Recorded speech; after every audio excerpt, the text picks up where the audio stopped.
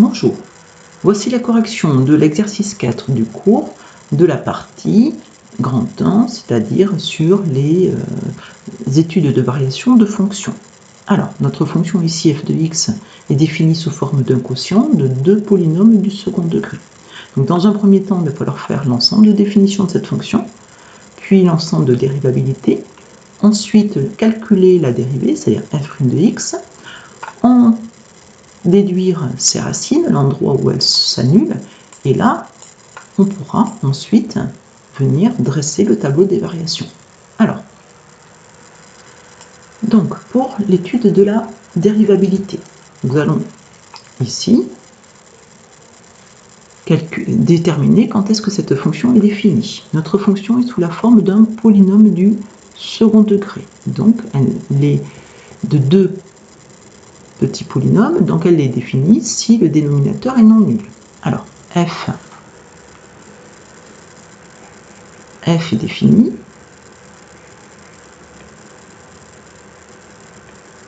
c'est équivalent à ce que le dénominateur soit non nul, c'est-à-dire x2 plus x plus 2 est non nul. Donc, c'est un petit trinôme du second degré, on va calculer son discriminant. Delta égale b carré 1 au carré moins 4ac moins 4 fois 1 fois 2 fois 2, 1 moins 8 moins 7. Le discriminant est négatif, donc on en déduit qu'il n'y a pas de racine. Donc pas de racine. Et s'il n'y a pas de racine, c'est que l'ensemble de définition, c'est R. Maintenant, passons à la dérivabilité. Notre fonction est un quotient de deux polynômes, donc les polynômes sont tout le temps dérivables, mais un quotient n'est dérivable que si le dénominateur est non nul. Ça tombe bien, on a vu ici dans le petit 1 que notre dénominateur ne s'annule jamais. Donc ça signifie tout simplement que l'ensemble de dérivabilité, c'est tout R. Elle est définie et dérivable sur tout R, nous n'avons plus qu'à calculer sa dérivée. Notre fonction f est sous forme d'un quotient. Donc je rappelle la formule. La formule de la dérivation d'un quotient, c'est u sur v'. C'est donc u' v moins u v' sur v carré. On va faire comme dans l'autre chapitre sur la dérivation. On pose u de x. Alors, pour le numérateur, c'est 3x2 moins 2x plus 1. Donc, c'est un petit trinôme du second degré. La dérivée ne pose aucun souci. Donc, c'est 2 fois 3, 6x. La dérivée de moins 2x, c'est moins 2. Et la dérivée d'une constante, c'est 0. Maintenant, pour v de x, le dénominateur, on pose x2 plus x plus 2. C'est aussi un petit trinôme du second degré, donc pareil, aucun souci. 2x. La dérivée de x, c'est 1, et la dérivée de la constante 2, c'est 0. Donc là, maintenant, on va venir calculer f' de x. Donc, pour calculer f' de x, il faut tout remplacer. Donc voilà, je vous ai préparé le travail. Donc, n'hésitez pas à faire pause pour prendre le temps de calculer et de trouver le même résultat que moi. Petite remarque, ici on avait 5x2 plus 10x moins 5. J'ai pris le temps de factoriser par 5. Ceux qui ne l'ont pas fait, ce n'est pas très grave. D'accord ? Voilà, maintenant qu'une fois qu'on a calculé la dérivée, on va en étudier le signe et savoir chercher quand est-ce qu'elle s'annule. Donc pour cela, on va résoudre f' de x est égal à 0. Donc, f' de x est égal à 0. Ici, c'est équivalent à, donc équivaut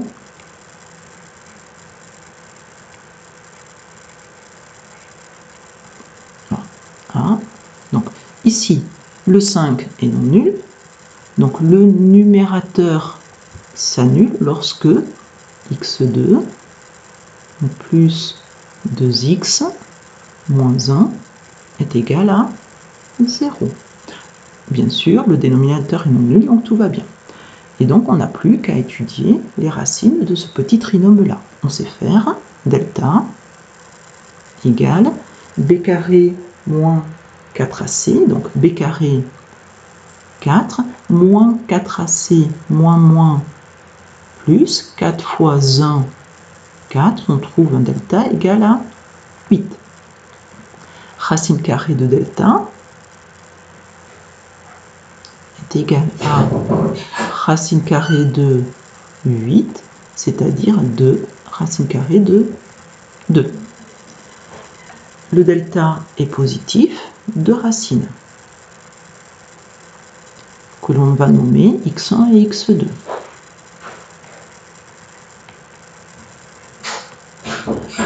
Ensuite, pour le calcul de ces racines, je rappelle qu'on connaît les formules. Donc pour x1, c'est moins b, je vous les remarque. Alors, moins b moins racine carrée de delta sur 2a, ce qui nous donne moins b moins 2, moins 2 racine carrée de 2 sur 2 fois 1, 2.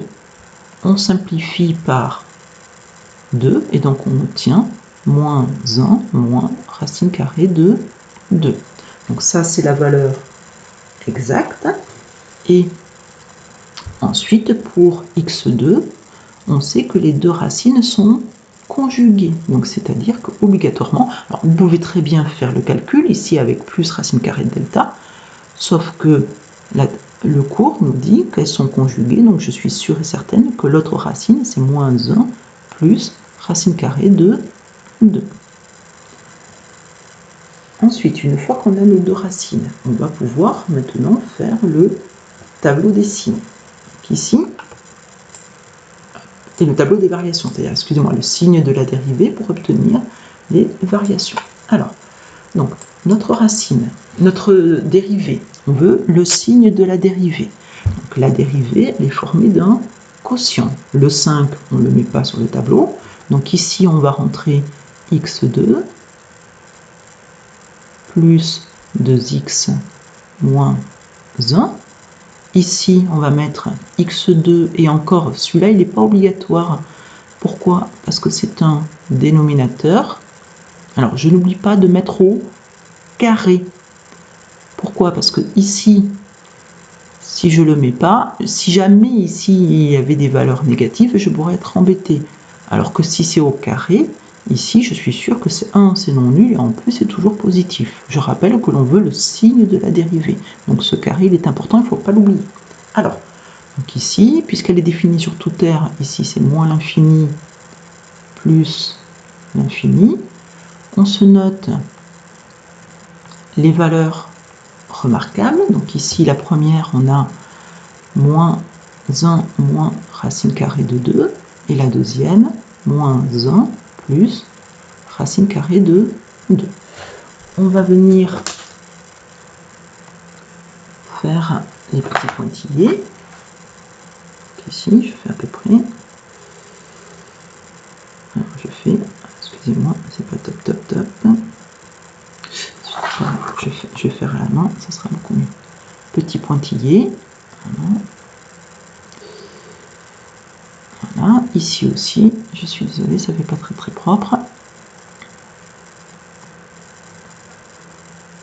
Voilà. Alors, donc, ici, c'est le numérateur. Alors, on sait qu'il s'annule pour x1 et pour x2. C'est un polynôme du second degré, donc il est du signe de a à l'extérieur des racines. Ici, on a 1, donc ici, c'est obligatoirement plus, et donc forcément ici, moins. Ici, le dénominateur, déjà, on sait qu'il est toujours non nul, donc il n'y a aucune valeur interdite. Et comme il y a ici un carré, c'est obligatoirement plus. Donc pour la dérivée, on en déduit que les racines du numérateur sont des racines du quotient, racines du numérateur sont des racines du quotient. On fait la résultante des signes, positif fois positif, positif, négatif fois positif, négatif, et positif fois positif, positif. Maintenant, on applique notre cours. Si la dérivée est positive, c'est que